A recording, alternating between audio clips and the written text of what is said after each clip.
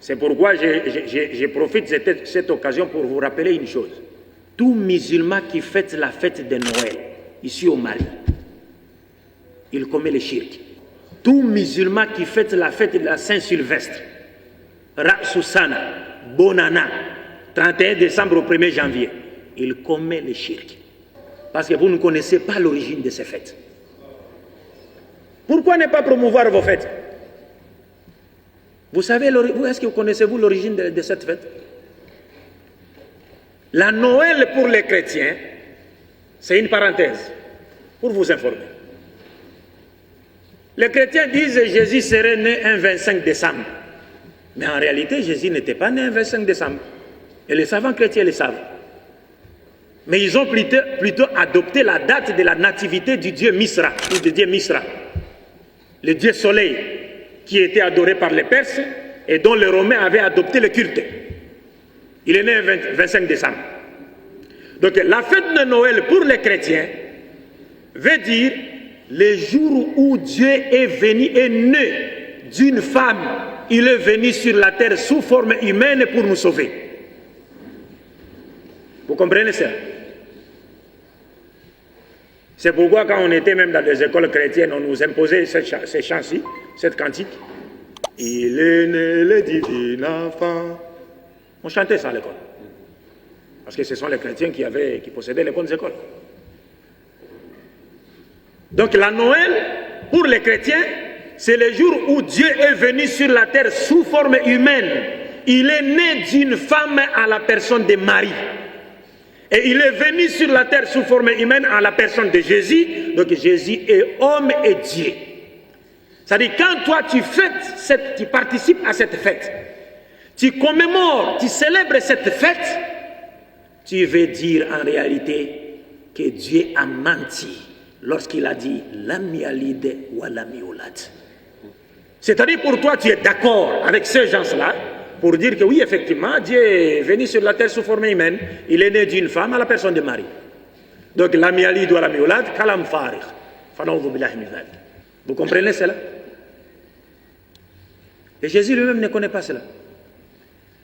Quant à la fête de la Saint-Sylvestre, d'abord il faudrait vous demander qui était Saint-Sylvestre. C'est le nom d'un homme, non? Saint-Sylvestre. Qui était-il? Saint-Sylvestre est le 33e pape de l'Église catholique romaine. Saint-Sylvestre est le 33e pape de l'Église catholique romaine. Pourquoi lui a-t-on dédié la journée du 31 décembre au 1er janvier? Pourquoi? D'abord, lui-même, il est né le 31 décembre. Il est né le 31 décembre. C'est pourquoi on a choisi cette date. Mais la principale raison pour laquelle on lui a, attribué cette journée, c'est que le pape Saint-Sylvestre est celui qui avait pesé de tout son poids pour que la divinité de Jésus-Christ soit imposée au monde au concile de Nicée en l'an 325 de notre ère. C'est-à-dire qu'il y a eu un débat autour de la divinité de Jésus entre les chrétiens. Il y avait un prêtre égyptien qui s'appelait Arius d'Alexandrie. Ce prêtre ne croyait pas à la divinité de Jésus-Christ. Maintenant, le pape Sylvestre Ier, il a délégué 2 prêtres qui sont partis, qui l'ont représenté dans ce concile, et lui, il était de mèche avec l'empereur Constantin, parce que Constantin à l'époque était en position de faiblesse, il y avait son rival qui était très fort. Maintenant, pour avoir l'aide de l'Église, l'Église lui a promis son aide en échange que Constantin puisse permettre à l'Église de triompher au concile de Nicée. C'est-à-dire que Constantin puisse faire que la divinité de Jésus-Christ, qui était prônée par l'Église catholique, soit imposée au monde et l'Église lui apportera son soutien pour qu'il détruise son adversaire. Vous comprenez? Donc, la divinité de Jésus-Christ a été imposée au concile de Nicée. Et qui avait présidé ce concile? Vous imaginez? Des questions religieuses, c'est un président de la République qui vient présider les séances. Est-ce que c'est normal? C'est-à-dire, le roi lui-même est dans la salle, l'empereur Constantin est dans la salle. Il préside. les débats de religieux. Et lui, il ne connaît rien. Maintenant, quand les représentants du pape affirment que non, Jésus est Dieu, l'empereur dit oui, il est Dieu. Arius dit non, il n'est pas Dieu. L'empereur dit non, ferme ta gueule, il est Dieu. Mais Constantin lui-même n'a jamais crié à la divinité de Jésus. Il a accepté cela pour des raisons politiques. Mais il a continué à porter sa bague de Dieu Soleil. Parce que c'est Constantin qui nous a imposé la journée du dimanche. La journée du dimanche. Les repos de dimanche. Il n'est pas biblique, c'est Constantin qui l'a imposé. C'est le jour où on adorait le Dieu Soleil. C'est pourquoi le dimanche est appelé en anglais Sunday, le jour du soleil. Ce n'est pas Dieu qui l'a fixé, que ça, ni dans la Bible et moins encore dans le Coran. C'était le jour où on adorait le Dieu Soleil. C'est pourquoi je vous dis que le dimanche est appelé en anglais Sunday. Sun, soleil, day, jour, c'est-à-dire le jour du Dieu Soleil, le jour où on adorait le Dieu Soleil. L'empereur Constantin a imposé ce jour comme étant un jour de repos pour tout le monde, que vous le vouliez ou pas. Et l'Église chrétienne a perpétué cette coutume-là, qui n'est pas biblique. Tous les jours de semaine que vous voyez là, sont des jours de divinité païenne. Tous les jours, tous les noms de tous les jours de la semaine sont des noms de divinités païennes. Lundi, c'est le nom de la déesse Lune. Mardi, c'est le nom du dieu de la guerre, Mars. Mercredi, c'est le nom du dieu Mercure.